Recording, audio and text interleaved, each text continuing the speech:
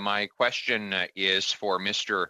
Fagerheim, the CEO of Whitecap Resources. Mr. Fagerheim, I'm going to read you a quote from Elon Musk, who is, of course, one of the most famous renewable energy and energy transformation entrepreneurs in the world. And he says the following: if there was a button I could press to stop all hydrocarbon usage today, I would not press it. Reporter: you would not press it? Of course not. Reporter: you would not press it because, he replies, it would cause human civilization to come to a halt. Every hospital would have to close down. It would be ridiculous. It would be irresponsible to press that button. What does need to happen, if we can, is to accelerate the transformation to renewables. That's the sensible thing to do. That seems to be what you are doing, Mr. Fagerheim. You have invested in carbon and capture and storage. You have the biggest carbon sequestration facility, deposit in the world. And I understand that you are the head of the only carbon negative petroleum company on planet Earth. In other words, your company takes more greenhouse gases from the atmosphere, or avoids it being pumped into the atmosphere in the first place, than you actually emit. In other words, if your company didn't exist, there would be more greenhouse gas emissions than there are now. Do you agree with Mr.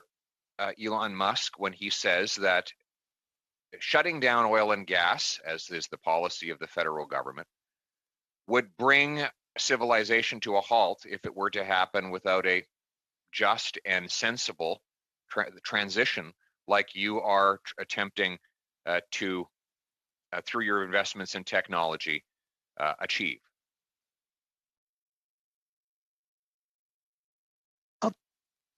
Thanks, Minister Poilievre. And I do appreciate what Elon Musk is attempting to do. It's a fairly draconian statement to talk about shutting down civilization without oil and gas. But what the comment we should be taking from that is that civilization is extremely, extremely linked to hydrocarbon products.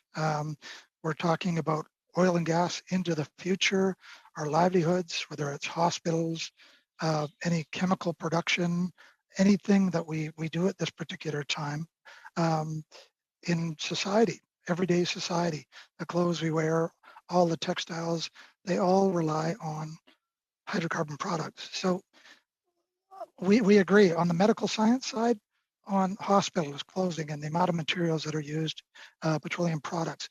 We have to be, this is where I come back to, we need a measured approach. We need a measured approach into the future, which relies on science and technology.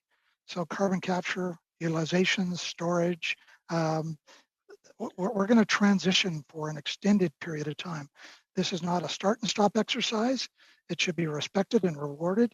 What right. It isn't talked about much, and just to close off on that, is the hydrogen development side that everyone is so excited about.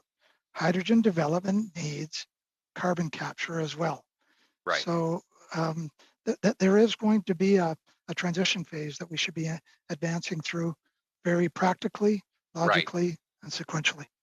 Right. And according to the International Energy Agency, the world will be consuming 100 million barrels of oil 20 years per day, 20 years from now, in 2040. And even with the most draconian governmental policies to restrain the use of hydrocarbons, there will be at least 60 million barrels a day of worldwide petroleum consumption.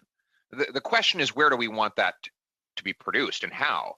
Do we want it to be produced by the Saudis, Venezuelans, Algerians, and others, and then imported to Canada, which is the policy of this government? Or do we want our own Canadian industry, as exemplified by your company, that employs 700 people and empowers First Nations communities and actually reduces greenhouse gases?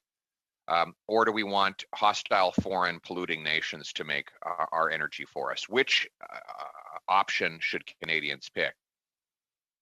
Very quickly, as you're out of time. I would say that just get back to the respect that the Canadian energy space has. It should be recognized, celebrated, and brought forward with all the, and we're worldwide known, not just Whitecap, but the energy sector in Canada is understood to be the most responsibly developed hydrocarbon products anywhere in the world. Absolutely. Thank you very much.